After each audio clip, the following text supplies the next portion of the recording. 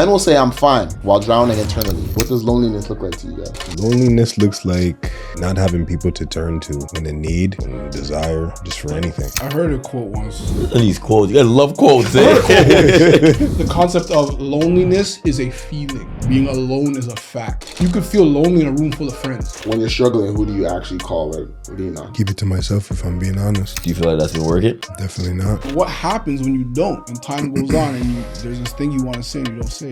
Brother, I wish I could tell you. I wish I knew. I don't know. I just always just try to hug it. I have a question for you guys. Of course, obviously, respectively, you said there's things that you bottle up. Yeah, you said the same just now. When it gets to the point that maybe your kids now see it and they ask you like, Daddy, what's wrong? What does that do to you? When a lot of things are bugging me and I bottle it up, my kids in my house ask me like, Daddy, what's wrong? Like, you know what I'm saying? And I'm not gonna tell a 9-year-old what's wrong. Like, I just be like, yo, Daddy's all right. You know what we talked about? Like, have you felt alone with a room full of friends? If I'm being honest.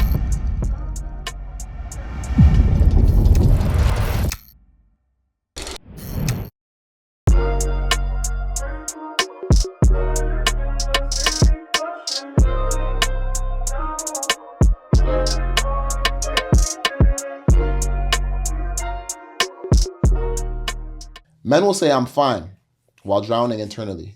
Today we're talking about brotherhood, loneliness, and why so many men feel alone when they're actually not. What does loneliness look like to you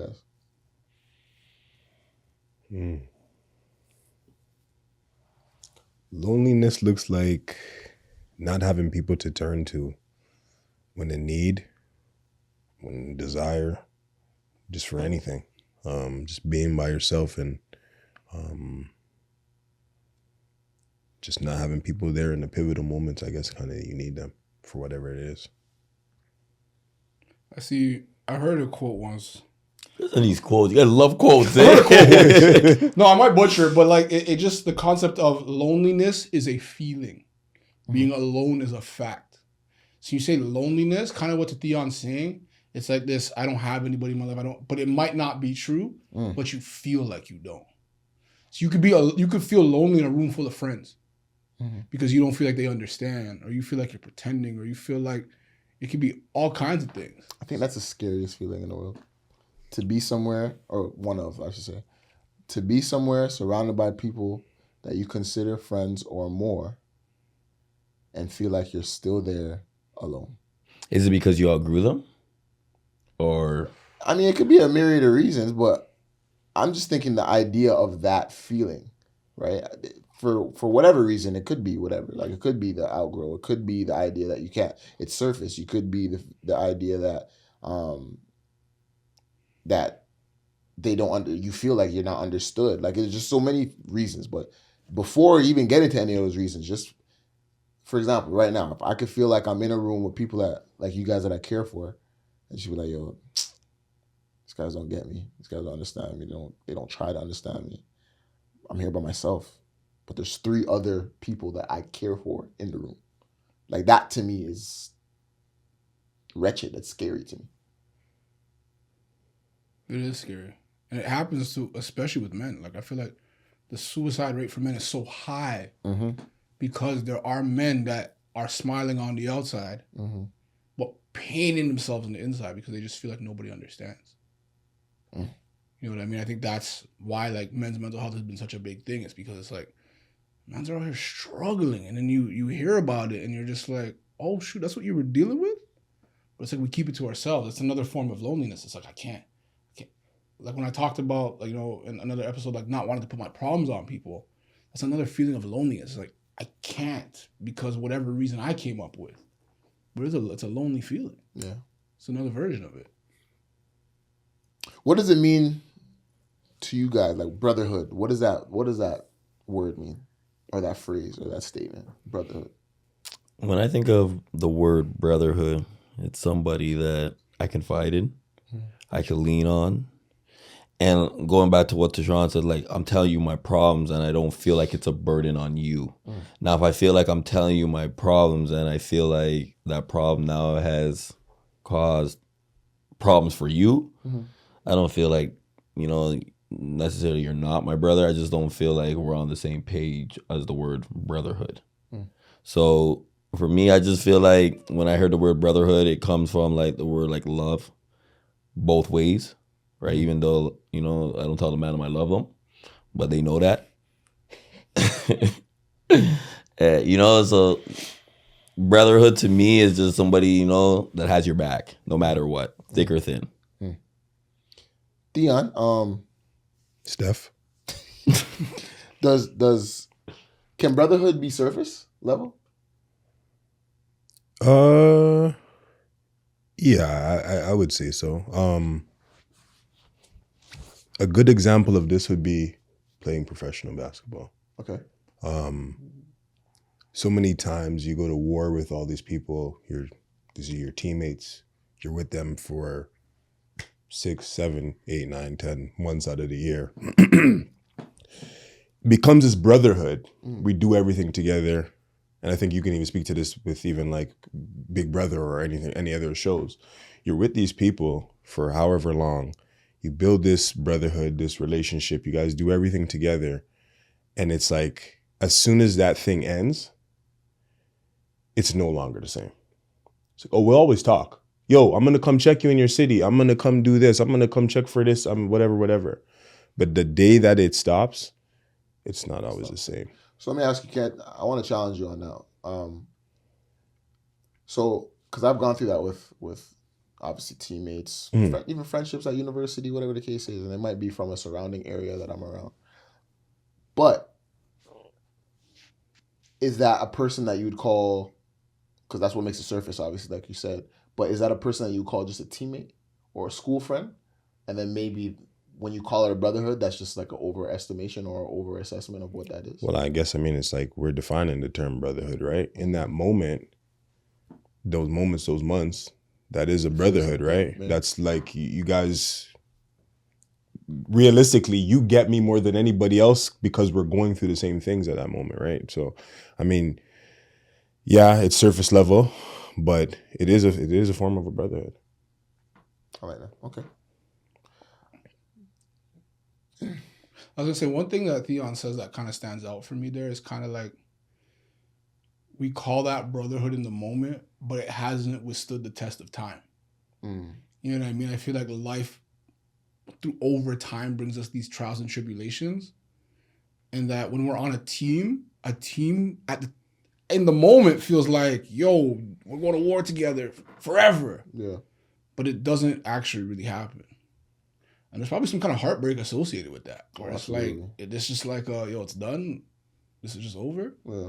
But I think, like, to his point, to add to that definition, like, brotherhood has to withstand some kind of test. Yeah. Because, like, even look at it like you guys. Like, you guys went to the same university, right? If it was one and done, the relationship probably wouldn't have formed to what it is, right? And a lot of the guys that I went to school with are still my dogs to this day because it was like stood through that test of time. We were always together. So to the point that it couldn't really be like, yo, I'm gonna holler at you and I'll never see you again. Yeah. But I'm gonna see you again because I know you got to come back to school. That's a good point. And me and you been through some crazy stuff. Care to share? Life-changing. Life-changing stuff. Life-changing. Trauma. It's dark out there. It's cold. Mm. It's dark. It's cold. That's for another episode. Yeah. Season 4. Yeah. Brotherhood. Yeah, literally. Okay, a couple quick and early this or that's for you guys. Ooh. Yeah, early, real early. Ooh. You guys are used to this. Shared struggles or shared success? I'm gonna say shared struggles. Get the hell out of here. I swear to God, because when you're in the mud together, I remember like I have some memories of being in the mud with all you guys. Yeah. And I think that's where like our deepest bonds form because we were able to handle that. Do you feel like it's different for the people that you share success with though? The bonds? I think when you win together, it's not like it's not as real as losing together. There's a bond that happens when you lose together. You have to be able to do both.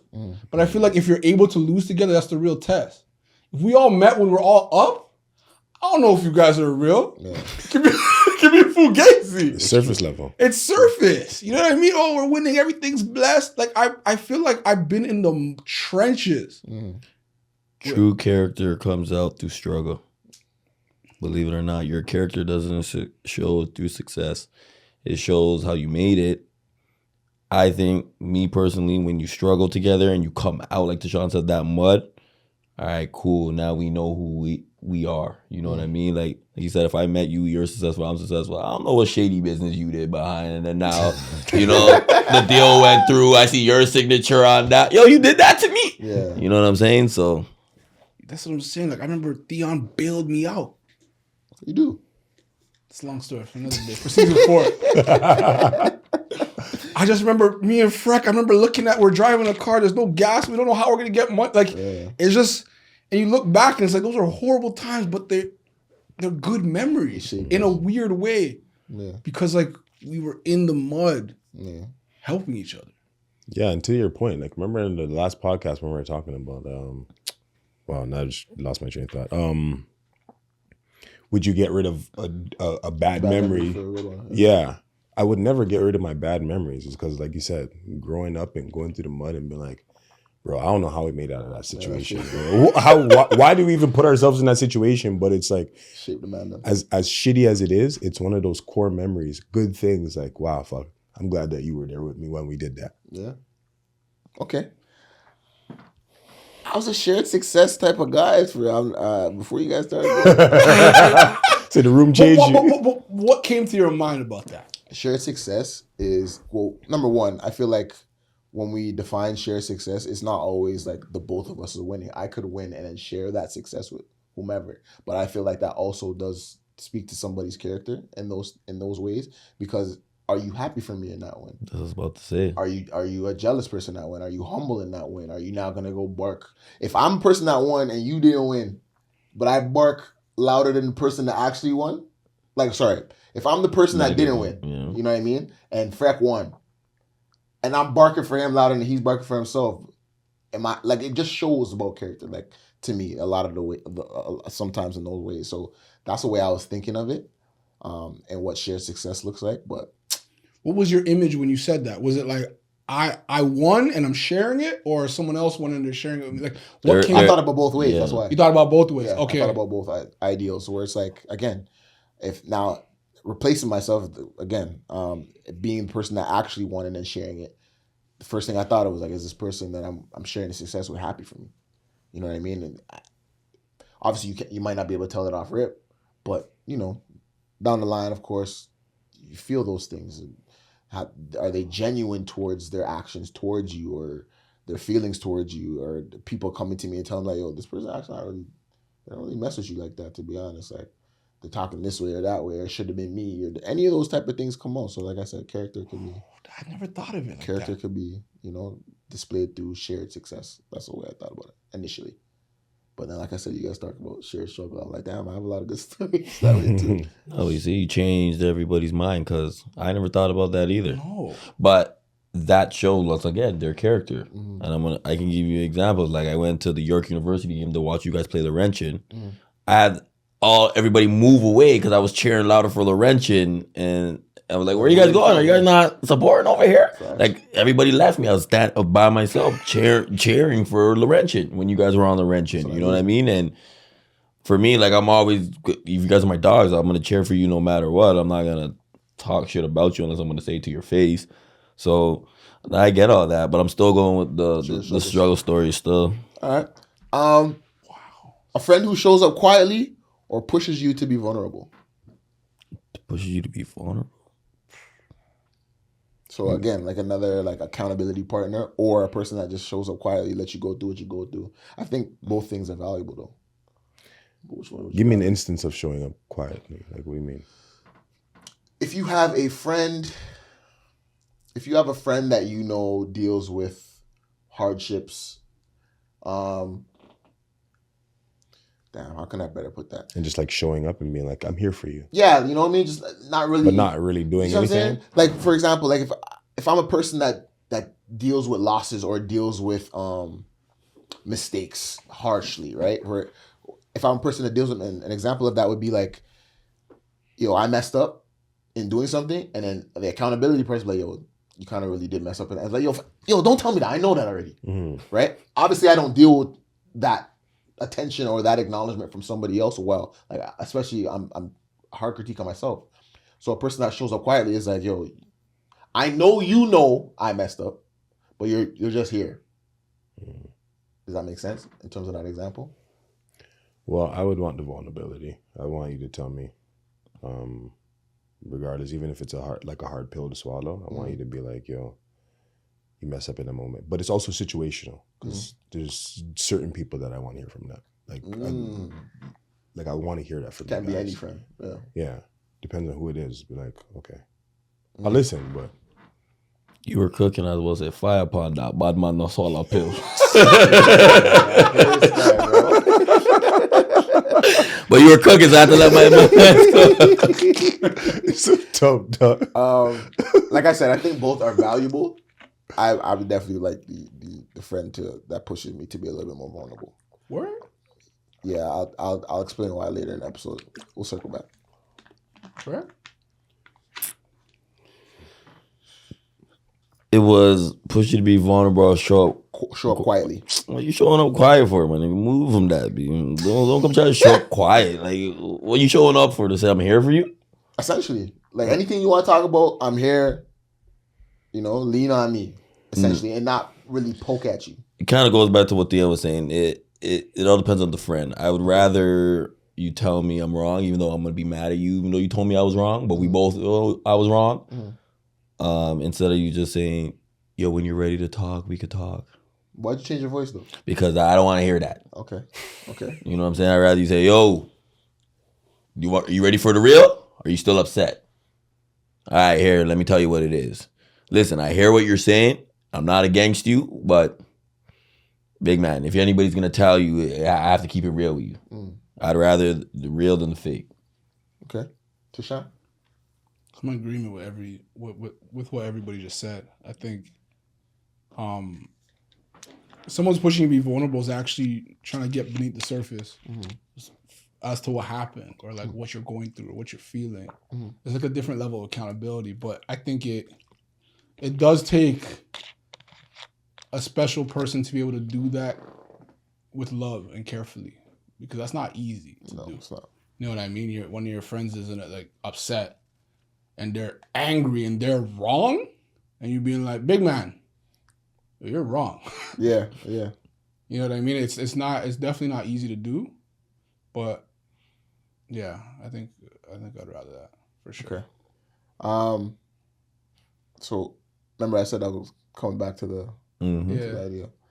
So here's the question for it, or this or that. Do you hear I'm fine and let it go, or ask again? Right?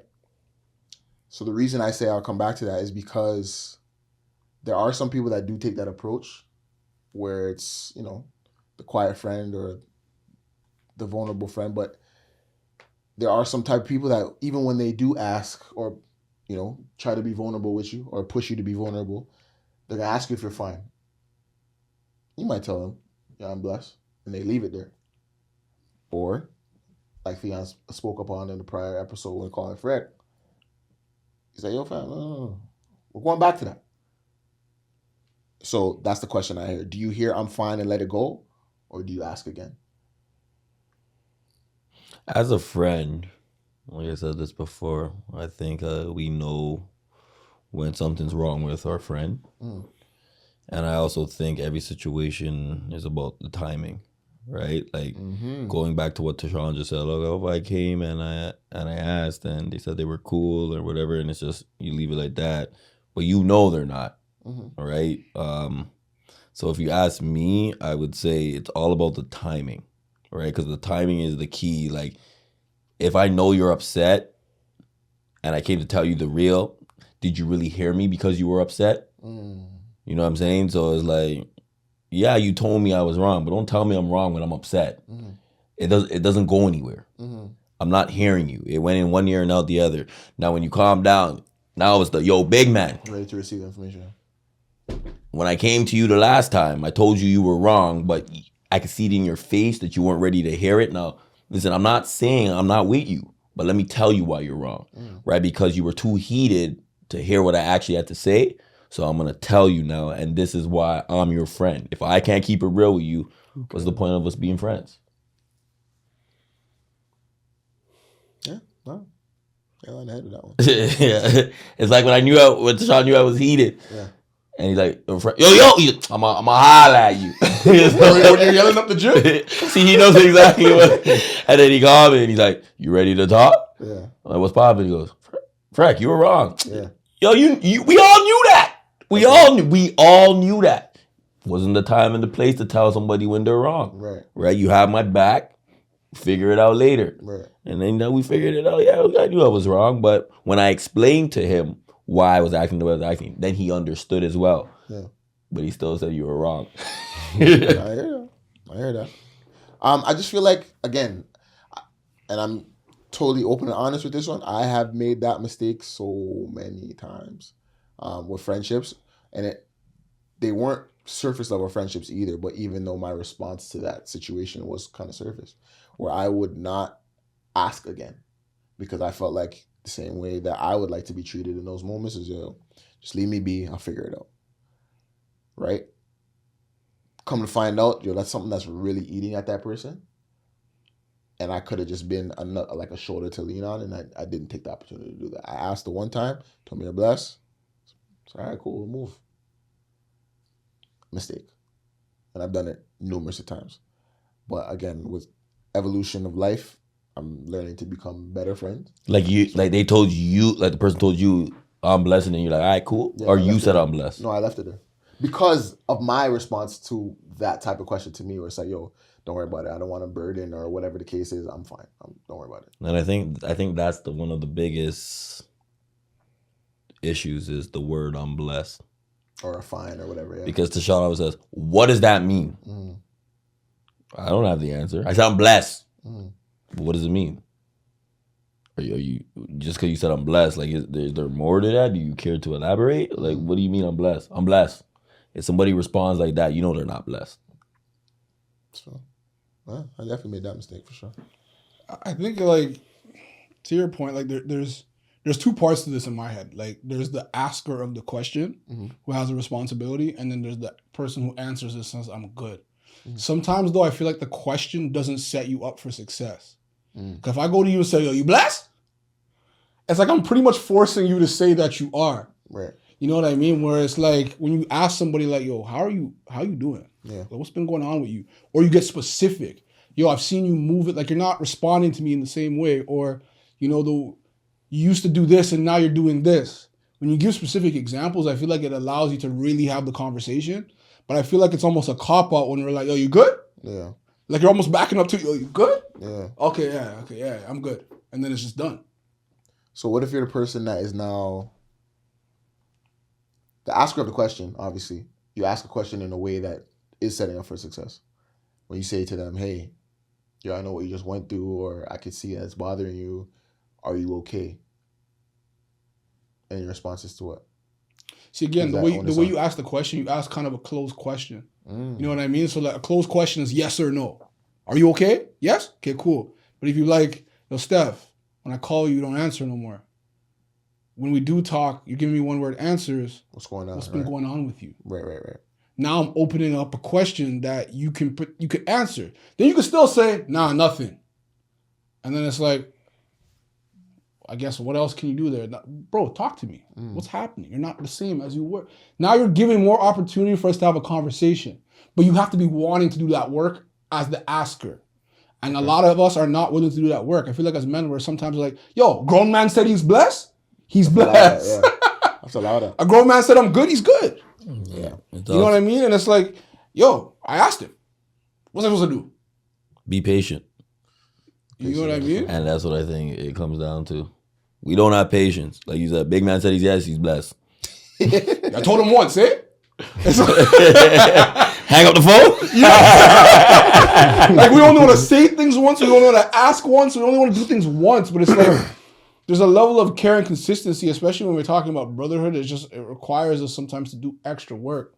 Yeah. But it's like, if we don't have the capacity, we don't feel like we have the capacity, we don't have the energy, we don't feel like doing it, or we don't want to go to that place, it's like we don't. And sometimes it ends up ruining a whole relationship or leaving somebody just feeling super alone. Like they don't have space to just say what's on their chest. Yeah, and I would say like as the responder, I mean, a lot of times when I have said I'm fine, you know what I mean? It's just like a coping mechanism that I'm just figure it out. Right. You know what I mean? And it's like, I think it's obviously not the right way to deal with things because, again, you got to look at who's asking you the question, right? The person that's asking you the question is probably looking for an answer of what's going on. And depending on who it is, they care for your best interest, right? So, yeah, it depends on who's asking. Okay. A couple more quick ones of this or that. Being seen as strong or being known as real?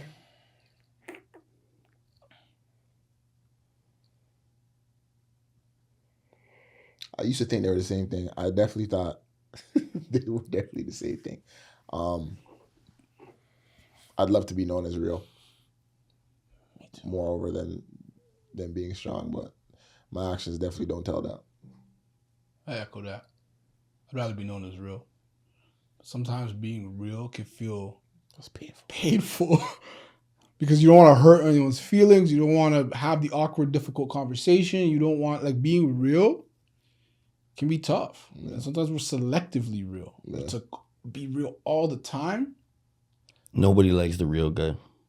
Nobody does. But when you say strong, what are we talking about? Like physically strong? No, being seen as a strong guy. Like you can take anything. Yeah, pause. Yeah. Yo, chill, fam. You know, allow me to say that. I got you.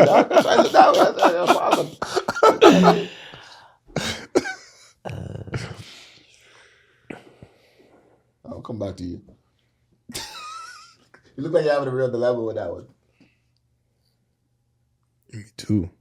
You as well? Really? Which real? No, I'm trying to strong. figure it out.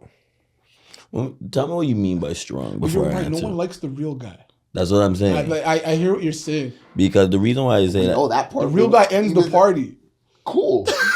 But again, would you rather be known as being the real guy or being known as being strong? So like I said, being strong is the guy that's like, yo, I can lean on this person. I could shoulder all things. I can, you know what I mean? Like you're the strong guy. You can deal with anything. but then when I'm hearing that, it kind of feels like it's like, yo, he's the real guy too, because as much as he's strong, he's giving me a real answer. Nah, it's not. It's You know not what I'm always. saying? It's not always So- question based though. No one sees the real guy as strong. The real That's what I'm guy's saying. real. You just shoulder all the problems. Are you being real? Do you want all those problems? Probably not. You're not being real. Nobody wants nobody's problems. That's not what I'm saying. What I'm saying is being the strong guy though, is of that. Yo, I can handle all things. Don't worry about it. I got it. I'll take care of it, etc., etc. I used to think they're the same thing. They're not though. Yeah, they're very different. It's like you telling me something like, yo, I'm gonna go, I'm gonna start investing toward something, and you tell me, and then I call you and say, yo, remember what you said? What are you doing? Like I'm always questioning what you're doing. the I'm real always guy. I'm always keeping it real. Yo, brother, don't give me that bullshit.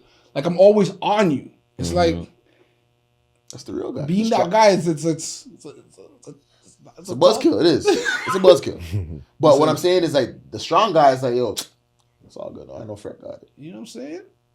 So I'm saying, you seen as a strong guy. Fred can handle that, bro. Steph calls me smoking. I say, yo, what are you smoking for, dog? That's what I'm saying. You said you didn't want to smoke? But the real guy would probably be like, yo, fam, to be honest, I'm struggling through this. That's, you know what? Perfect. That's the best example I can give you. Seeing Freck as the strong guy, like, yo, give Freck any problem. Give Theon any problem. He can handle that. Don't worry about it. The real guy would be like, I'm not going to lie to you. This one, can't do it. Strong guy's going to take on all those things, pauses. I think I'm you got to torn. be the strong guy. With You said what? I think you got to be the strong guy with some realness. You'd be both. I don't think you can be. That's the Nah, only you thing. can't. Yeah. Can't be both? I don't think so. Well, I don't think you can be. Doesn't sound 50-50. I can't feel even like you answer on can. that one. You think you can? yeah. I could be strong in the moment and be like, yo, honestly, I got this. But then on another day, I could call you back and be like, yo, honestly, bro, I know I said I got it. But if I'm being real with you, I need your help. That's Different type of strength. Yeah, that's fair. That's why I said I'm 50-50 on that I one. guess you could choose moments to be each. Yeah. Yeah. Okay. Fair. All right. Not so quick. Not so quick. All right.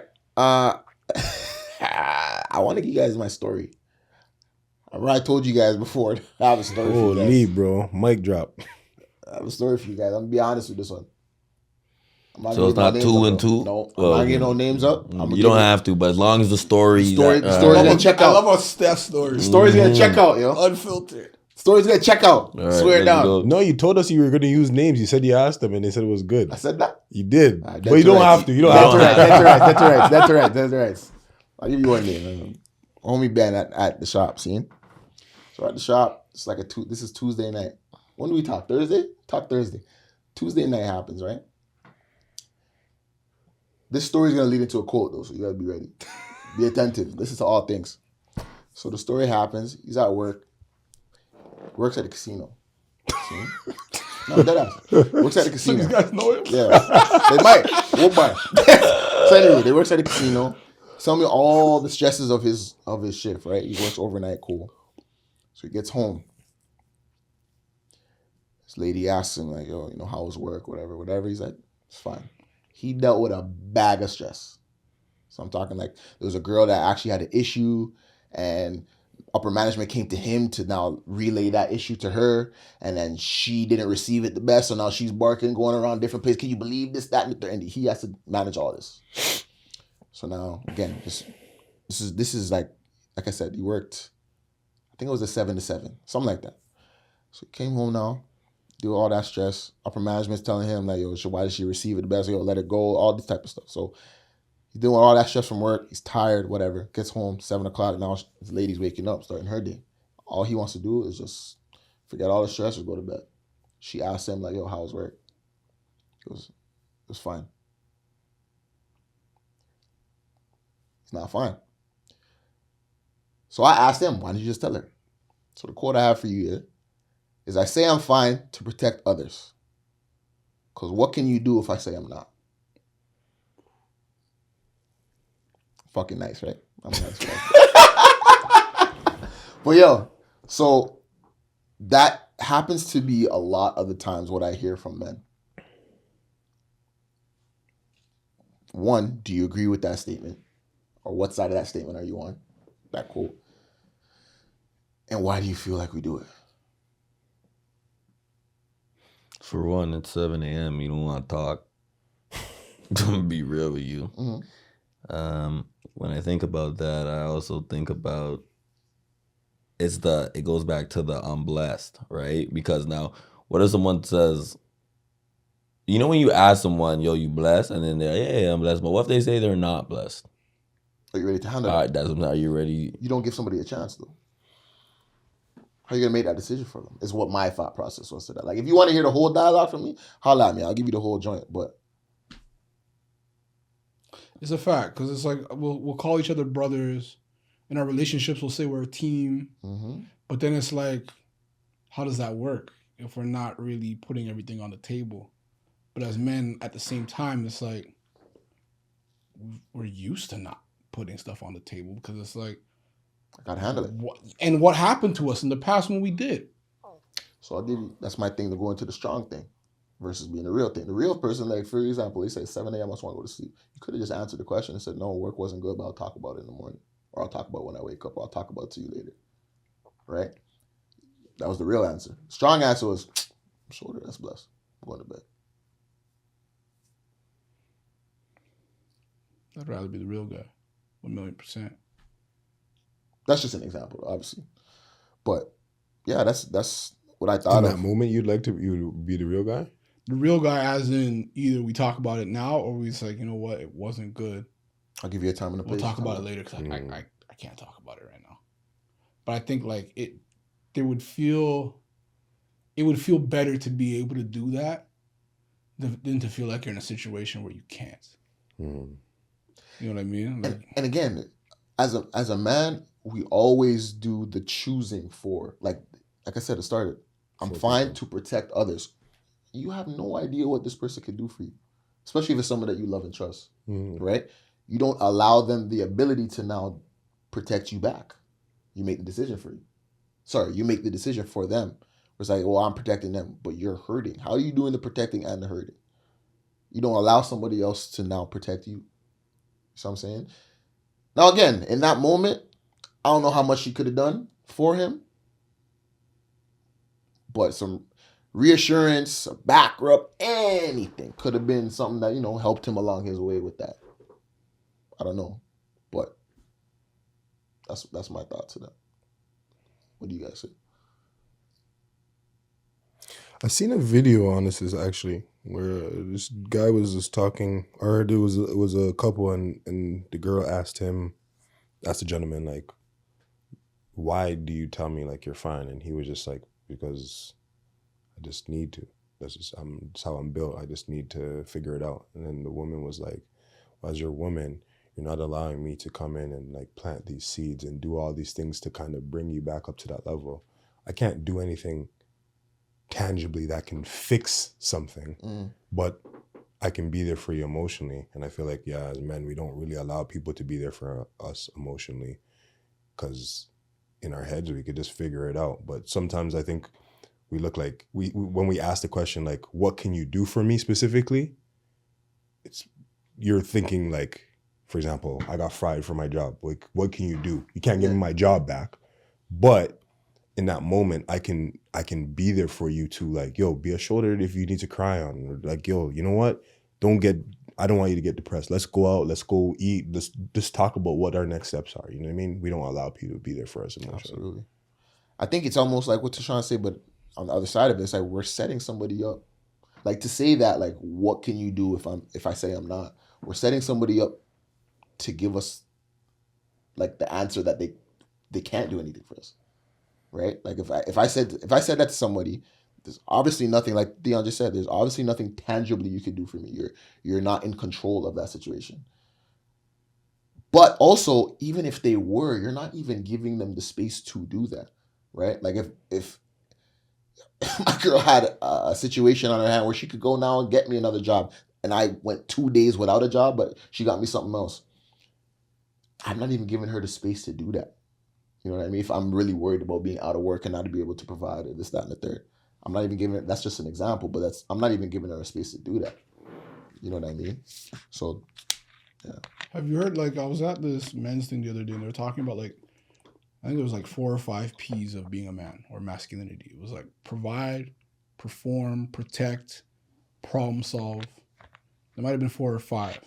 But in those 4, it's like when we see ourselves as those 4 things. I feel like a man. No, sorry. Go ahead. No, like, sharing those things make you feel like less of a man, because you're like, yo, I'm a provider, I'm a protector, I problem solve. Those are my rules. And I perform. Yeah. So it's like I don't have time to be tired or sad or this or that. Like, it's like that's not what I do here. I do these 4 things. And that's what being a man is. But there's a realness in being able to say, like, yo, I'm not okay. And say that it's okay that I'm not okay, but I'm just not okay right now. This and this happened. But it's like we don't always take that road because we're not used to taking it. Absolutely. And maybe when we've taken it, it hasn't worked out. When was the last time you felt truly understood? Not admired, not respected, truly understood.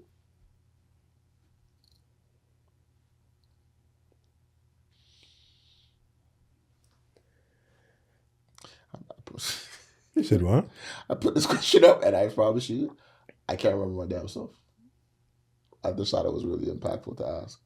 I think it's easy for me. Yeah. Hands down, my girl and my kids. I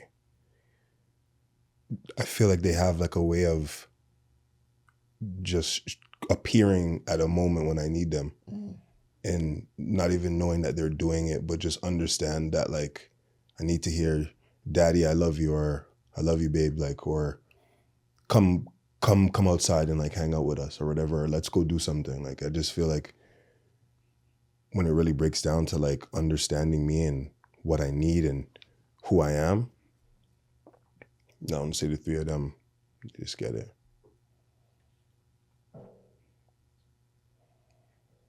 Thank you for sharing that, Shay. Honestly, my answer is the same. It's definitely got to be like with my girl, because it's like I feel like she sees me every day. She understands. She asks questions. She tells me like, I see you for like, I see your heart. I see who you are. I see your kindness. I see your gentleness. I see your, like, she talks about it, but she asks and she's curious. She knows what I need to hear in the moment. She knows when I need silence. She knows when I need encouragement. I feel understood. But it just comes from her having that care to try, but also just like the fact that like when you spend so much time with someone, like you start to pick things up and learn each other, but not necessarily understand, but she understands.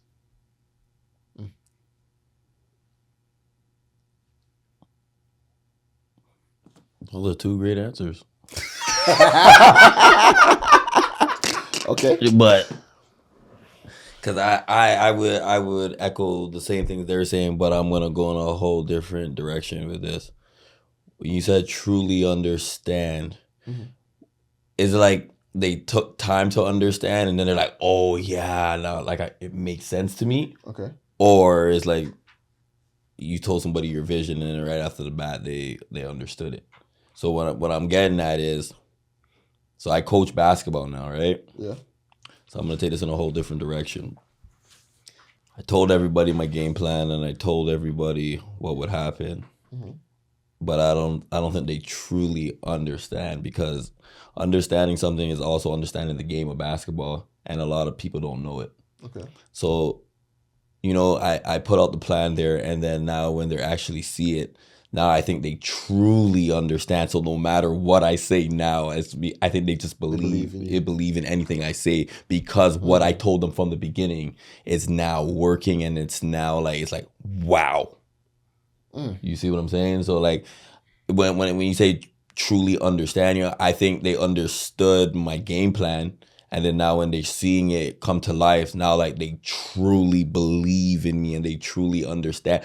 So I could tell them like, listen, guys, we're doing this now, and it could be the wildest thing in your head. They're like, yeah, let's do it, because they truly believe in me now. Yeah, honestly, some people say like certain things change your life and all, right? Me coaching, I never thought, like, I always knew I would be a good coach, but like coaching now, like, it makes me see things a lot more differently, like from when we were playing and what we were doing and making kids understand the game. And then it makes you think, like, playing for all these different people, did they truly care about you? Because I truly care about these kids, right? And I want to help them grow, and I want them to understand, not just on the basketball court. Like, I give them like real life situations. Like, I'm like, yo, you got to speak to your parents with manners. Yeah. When you're out in the world, you got to, carry yourself differently. You can't. And they're 10 years old. They're probably looking at this guy like, what's this guy talking about? But like, I don't remember anybody truly giving us these true values and lessons in life that I am actually like pushing onto these kids. Like, even one of the kids on our team, he hit his sister, right? And I was like, if you hit your sister again, I'm going to make the whole team run. So he probably thought I was joking. So he hit his sister. She told me. I was like, everybody get on the line. And I said, I failed as a coach too as well. So I'm going to be on the line with you because I think that you think that I'm joking. So we all went on the line and we ran and whatever. And I haven't heard he hit his sister since. You know what I mean? And it's like teaching him these values. You didn't just hit your sister, you hit a woman. You know what I'm saying? So you can't go out there doing this and thinking it's fine because you're like, oh, I did it at home, I hit my sister, and you thinking it's fine, and you go out there and hit a woman, and then now you're in a whole situation that you didn't expect to be in because what you thought you were doing was fine. So like I teach them these little values of, yo, stop crying.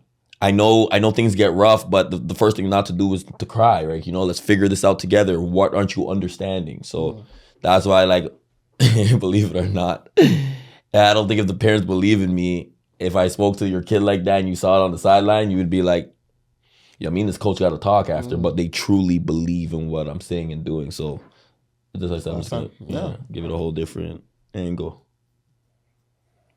Damn, I'll get some great answers, bro. That was deep. Yeah, I was about to say. Bro, you're a deep guy from the culture change. Fire upon that. Well, I thought, I was gonna give you your flowers too, man. Honestly, that's beautiful to hear. I was talking to my mentor the other day, and I was talking to my son, and he's like, "Did you just say that to him?" I'm like, "Yeah, I talked to him like he's like a grown man. You hear some of the words that come out of his mouth. People are like, what? How did he? And he's so quick, he understands it. But it's like you're teaching them these things well in advance. Because a lot of people, it's like, let me teach him when he's older not to hit women. Why are we not putting this in these kids from now? And then you're setting the standard and the example because you jumped in the line with them too. A true leader is somebody that leads by example. So I'll give you your flowers for doing that, brother. Bro. By the way, they beat me in a suicide, and I was like, yeah, you get back in shape. Whoa. What do you mean, I told you from the beginning. I said, I don't know if I have one.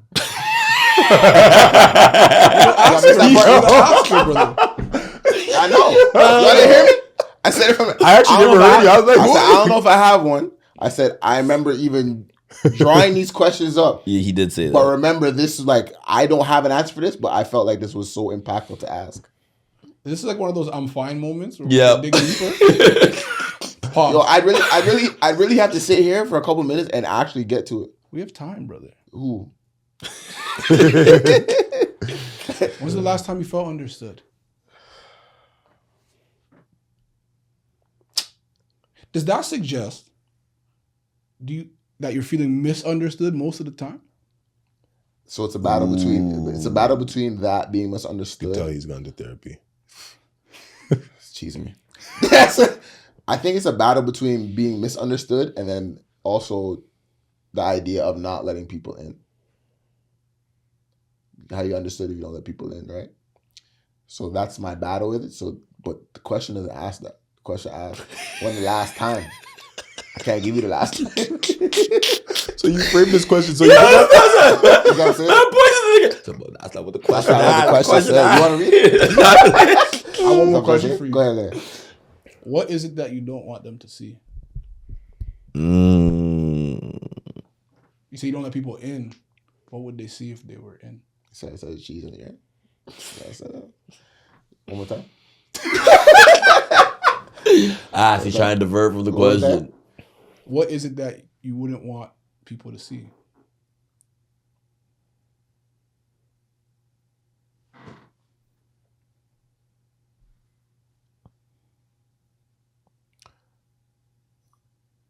I guess the quick answer to that would be a weakness, a chink in the armor, not disorganized, but maybe unorganized thought process, or like I don't have it together, or I don't know. So you don't want people to see that you're human. No, because you know what's funny? I don't have certain areas like an issue expressing certain things.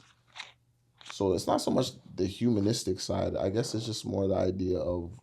I'm just saying because the characteristics that you just named are just being a human. No, yeah. I get it. I don't know. Like I said, I have to think about. I sat down and think about it today. I did the questions. It's a deep question because when we really look at what we don't want others to see, there's something freeing when we discover what that thing is. When we see that it's just kind of what Theon's saying. That it's just human.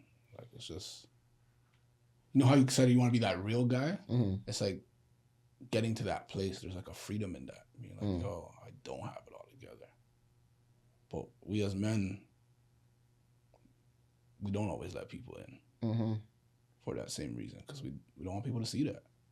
And to be honest, I always keep hearing like a lot of people say, even if they're rich, famous, I don't have it all together. I still haven't figured it out. Mm-hmm. That feeling doesn't evade us no matter how much money, success, whatever. Like that, there's a lot of us that still carry that. Mm. But you're enough, brother. 1,000,000%. I just have to say that. Thank you. Yeah, I don't know.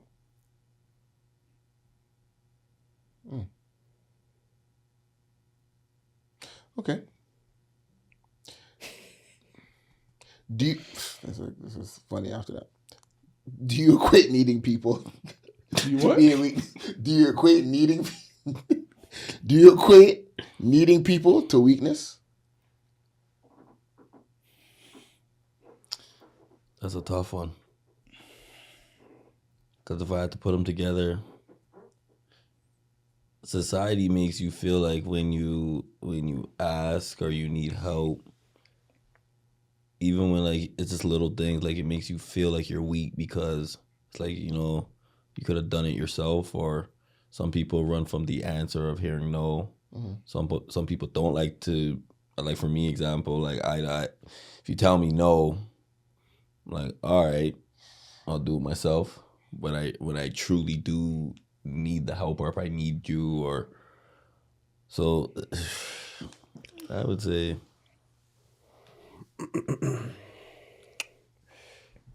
yeah. I think so too. You said it equates to weakness? Do you think it equates to weakness? I would say no. One quote that sticks out to me is, "It takes a village to raise a kid," right? And I think that's prevalent in so many parts of your life. I don't think you can be successful on your own.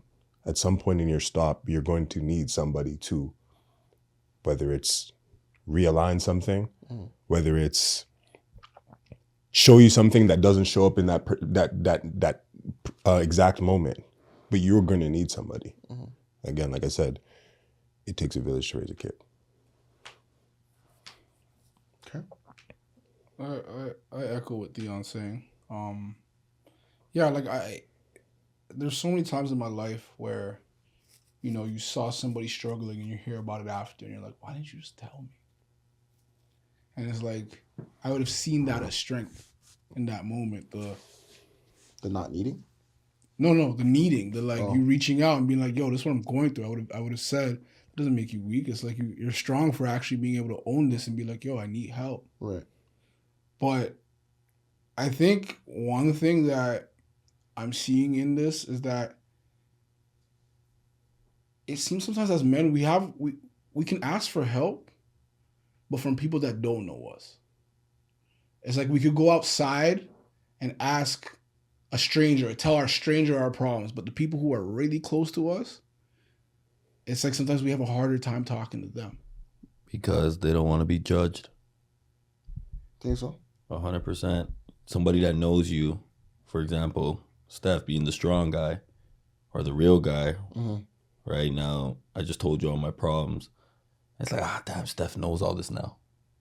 I feel like he's going to judge me. You know, like even if we get over this, like in the back of his mind, he's like, not going to see me as that. You see what I'm saying? And you saw me as what I just told you I was, and I was at a vulnerable time.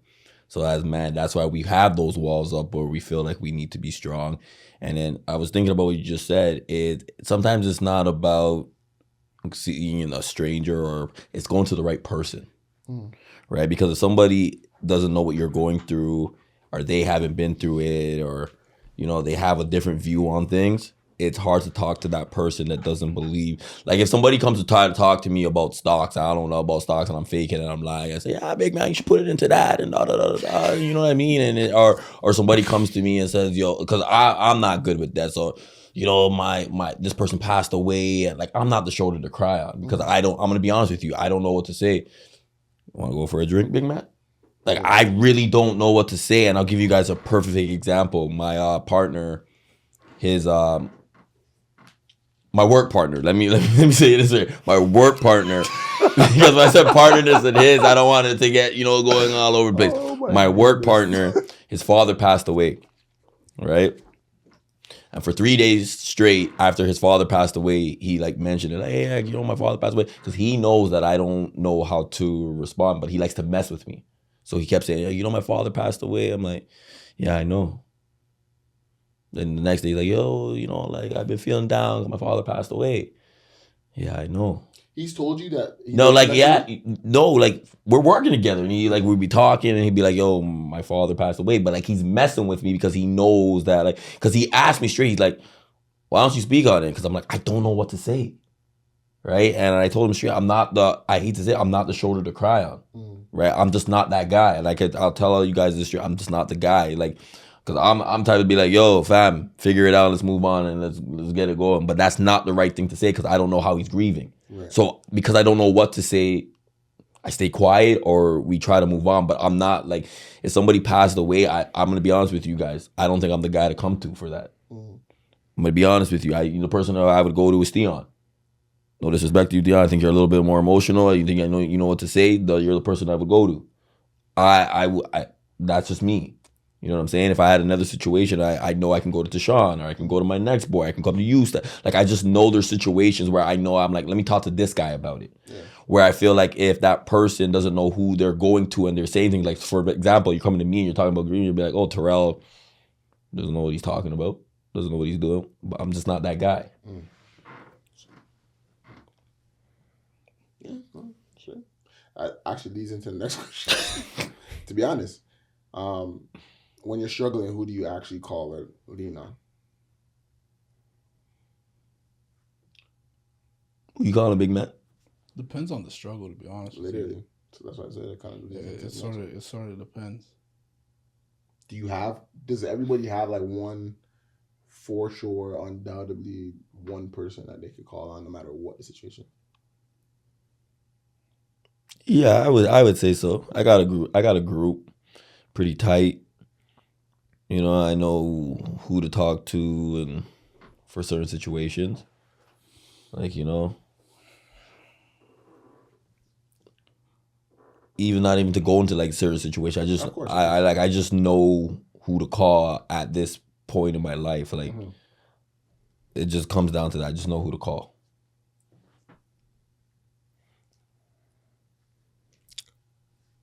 Keep it to myself if I'm being honest.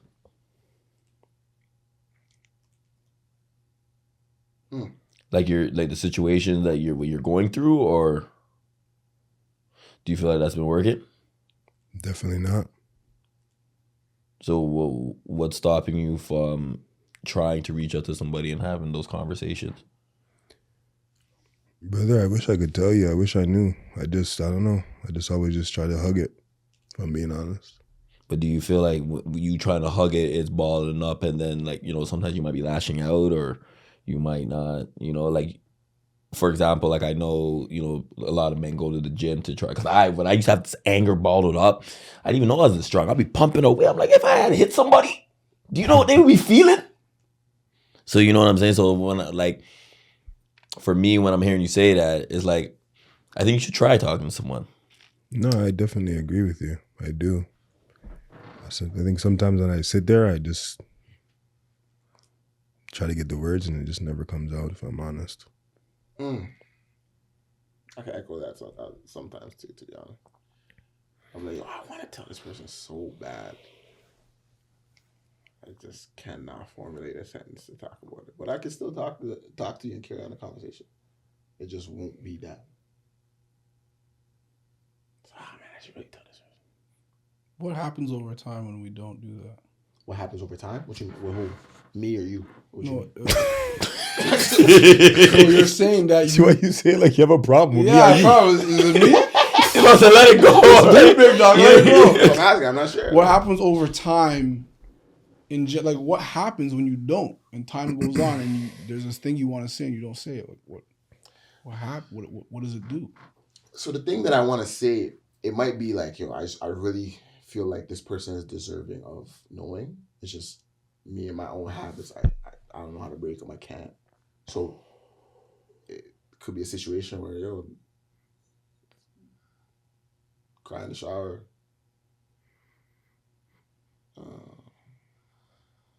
Alone time.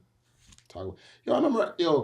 So again, I was talking to my homie today, and he talked about. He's like, I was at the gym this morning, and I don't know what it was, but I was like, of all the things that I've been doing, I cried. I just did. So fam, that's happened to me too. It was like, I remember when my grandmother passed, like I told you guys before. I was fine at the time, like, but then, Dedication by Kendrick or Nipsey Hussle song and Kendrick Lamar came on. That's a high, like high upbeat song. Kendrick Lamar said one thing about his grandmother passing. I said, oh my God, relates. Started tearing on the treadmill. No idea why, but that's something I want to tell somebody. Couldn't formulate the words. he said something that related to me in that moment. I felt like it related. I let it go. So I don't know why I can't do it. Whether it's forced, I don't know. But again, it's one of those moments where it's like, kind of is what it is. That's why I say I can echo it. I asked the question because I think I was just curious about like when you keep holding stuff in, Oh, you're gonna burst. what does it do? Oh, you're gonna burst. One way or another, there's gonna be same thing like holding water in your hand. There's gonna be a way out. Like, you know what I mean? You know you're that strong. Keep squeezing. There's one way or another is gonna come out. But like, yeah, I don't. What it does. That's what I'm saying. For that person that I'm speaking to, or I mean to tell, they don't know. So I don't know what it does for them. But You think they don't know?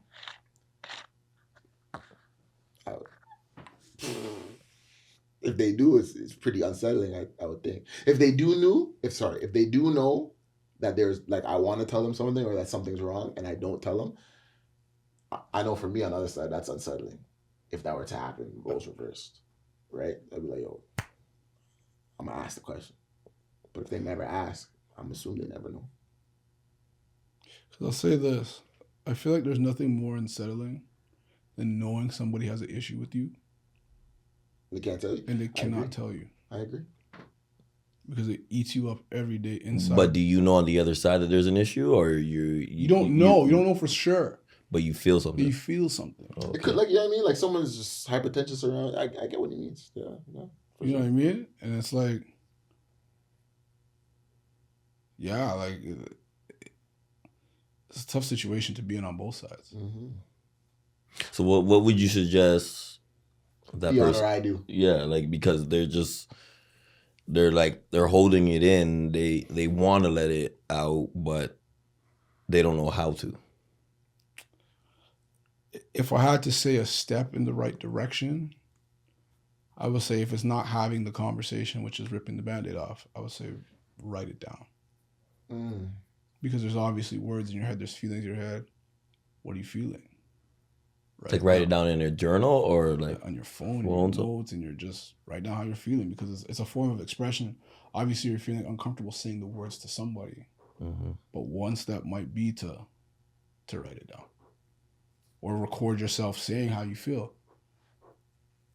There's things you could do to let it out, to actually understand like what is it that I'm feeling. But a lot of times it's just like it's this discomfort. I don't like that. Let me move on. Let me distract myself. Mm-hmm.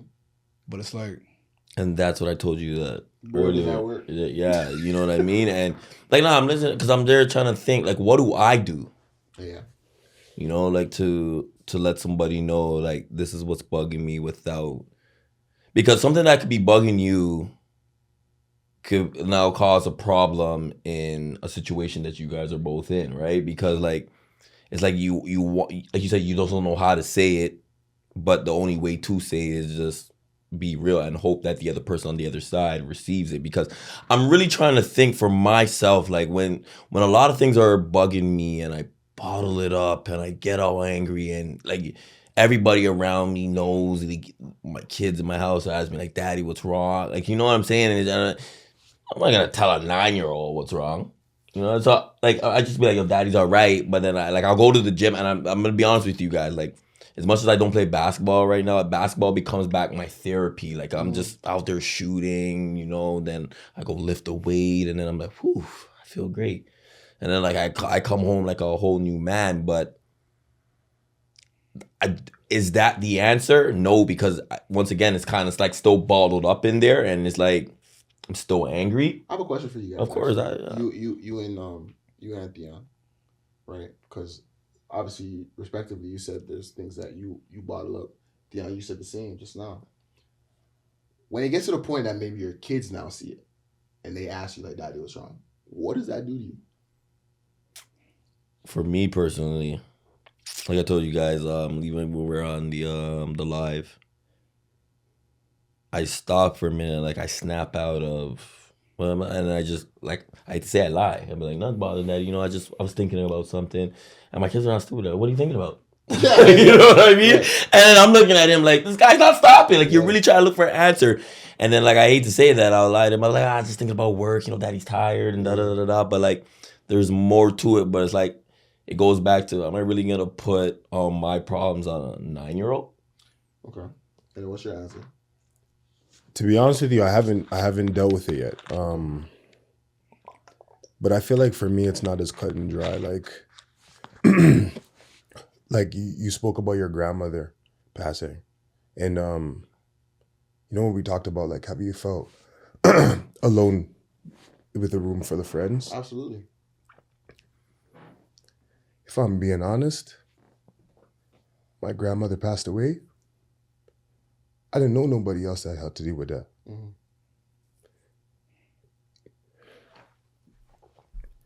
Even in that moment, Mm-hmm. I had to be strong for my family. I didn't have to. But it's the role that I took on. Mm-hmm. So when we talk about bottling shit up, I think back to my earliest days. I didn't have nobody to turn to. Mm-hmm. So a lot of times, when it comes down to it, I just keep that shit to myself.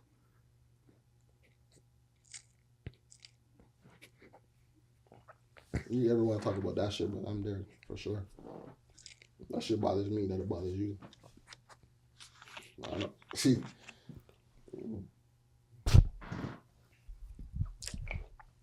that's something I felt like no matter how much people I told, no matter what, it was something that it'll never go away. I don't know why it won't, but it's something that again, even you speaking about it, rush back feelings myself. Something I relate to just happens. So, but it is something that I now am more free in speaking about. I'm okay to speak about it, but I'm like, I don't know. Like I said, when it just comes to certain shit, I just bottle it up. Yeah. Like I said, I felt alone in a room full of friends. Yeah. No, that's real. That's real. Mm-hmm. That's real shit.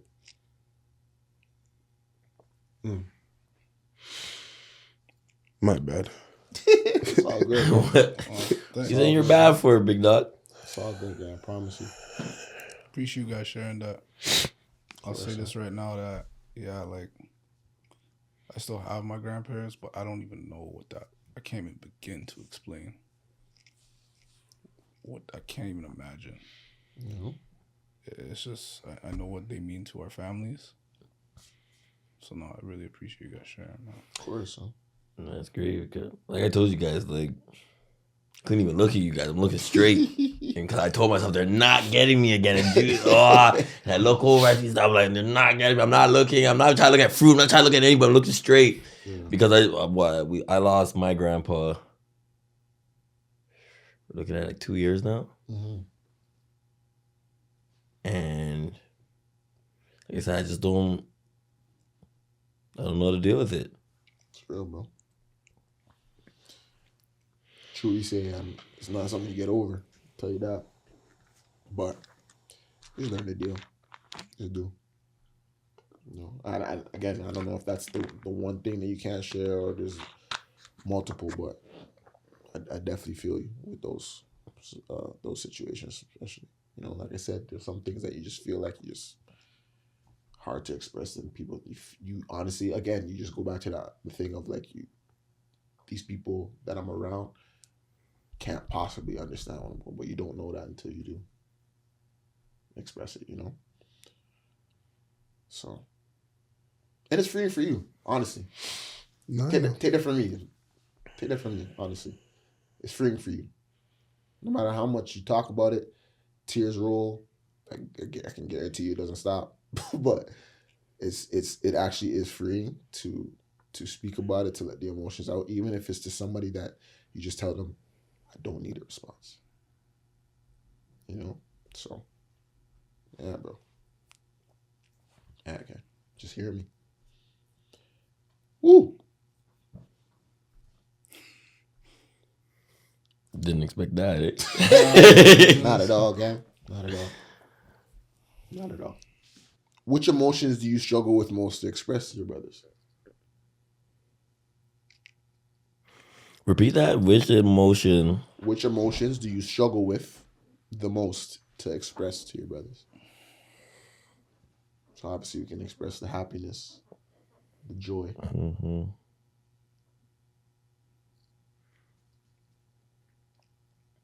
I'll tell you mine right now. Fear. I think that's a big one. Yep. Fear. And I'm not talking about like fear of snakes and shit. No, I knew exactly. As I said, it's a big one. I'm talking about like my fears with evolving, my fears with relationships, my fears with parents, fears with death, who is next to go. Any of those things, I feel like I've never come to a comfortability within myself to be like, yo, I'm actually scared of this and share that. So I think that's my biggest emotion, or the one I most struggle with. I would say hurt. Why would you say hurt, brother? Because I feel like when something happens with my brothers and I feel like hurt by it or saddened by it, there's something about that, expressing that emotion that feels uncomfortable. Like it's like anger we can express, happiness we can express normally, but when it comes to hurt, Like, what, one of your brothers did something that hurt you, and then telling them that they hurt you? Like, what do you mean by it? it could be one of my brothers hurt me, one of my other brothers hurt me. There's something about me saying like, yo, that really hurt me. Mm-hmm. It's something I don't feel like I'm as comfortable sharing, either if it was from the one directly or if it was from another one. Mm-hmm. You know, like I feel like there was a situation a few years ago, I'll give an example, and I came into town from the airport. Sorry to laugh because I know. And I asked the man to pick me up from the airport.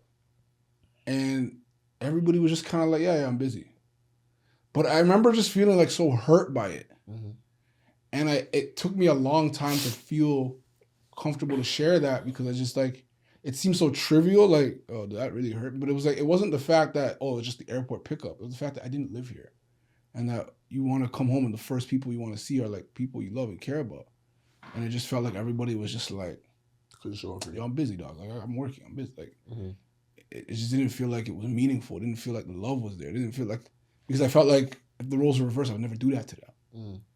But I felt so uncomfortable even saying that because it was just like, it's just an airport pickup. It was deeper than that to me. Mm-hmm. So I said like, hurt. Appreciate that.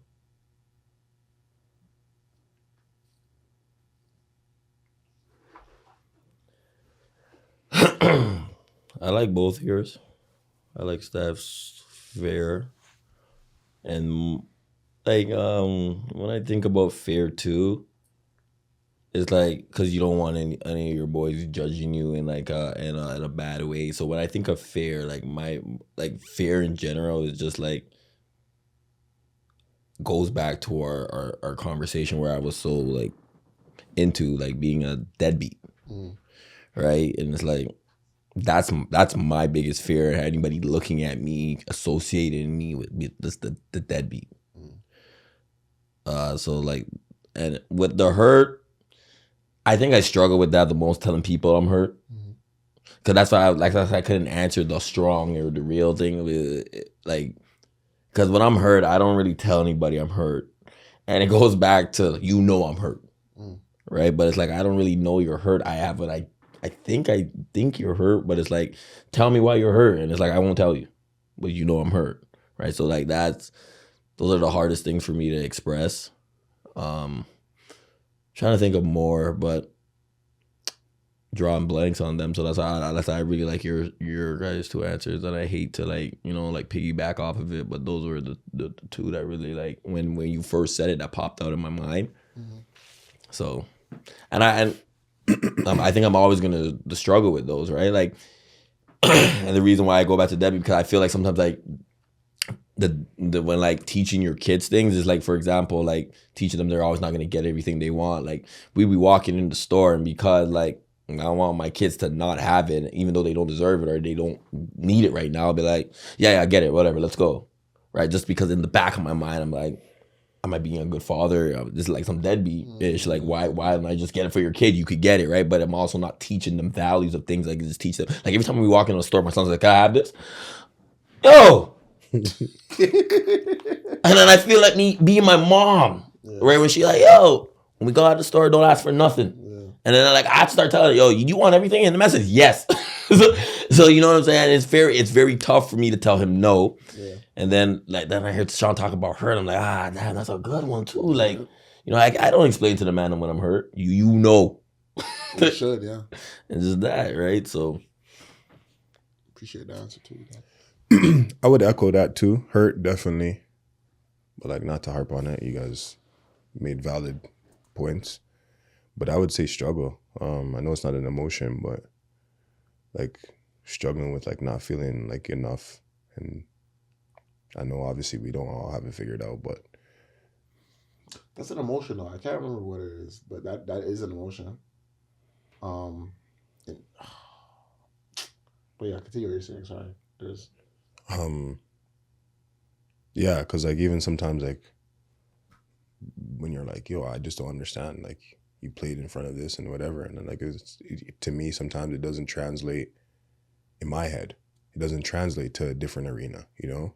One arena doesn't equate to the next, and yeah, like it's crazy because I can show up for other people day in and day out, but like when it comes to me, I just felt like I struggle with like turning to people, if I'm being honest. I might say a 1-2, but I never really kind of go into the full thing. So struggle definitely is where I'm at.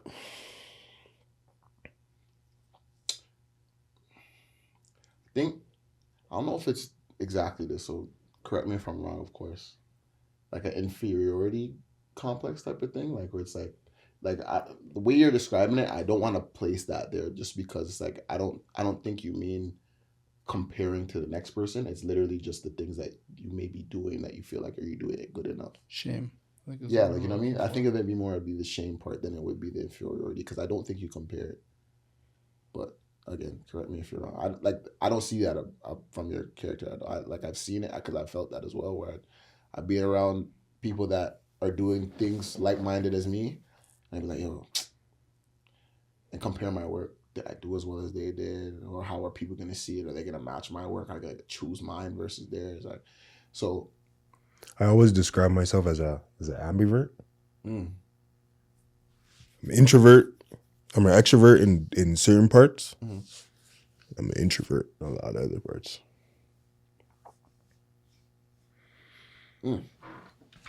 Okay, I like this episode.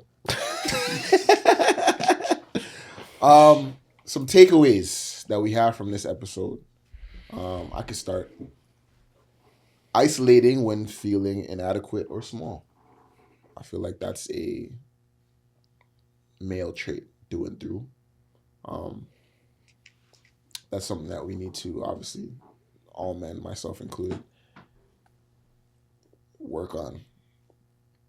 If it's getting what do you have on your I don't know if it's your laptop or your phone or what the mantras thing that you have. Oh, momentum that shows you the quotes every day. Yeah, that was a tool that I was looking into. That I was just like, damn, if I have more of those things to kind of help uplift my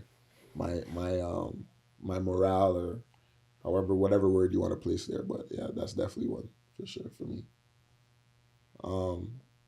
Another takeaway that the feeling of no one understanding your struggles. Again, another big male trait. We have to be able to let people in for them to even try to get a chance to understand us. If you don't, no one will.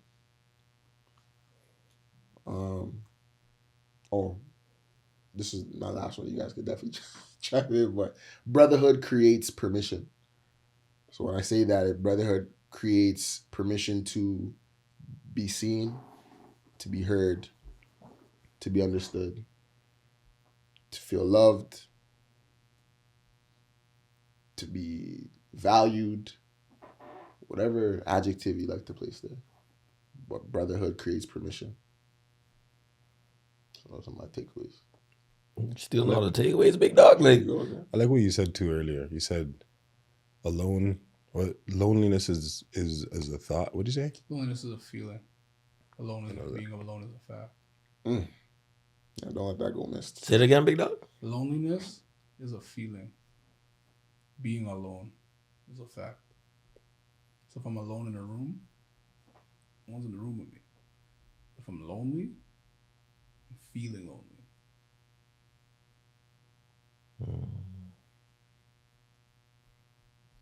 What do we do about it? What can we do? Call to action, bro. Damn. What can we do? I mean, you said you had an example of something. Write it down. Write it down.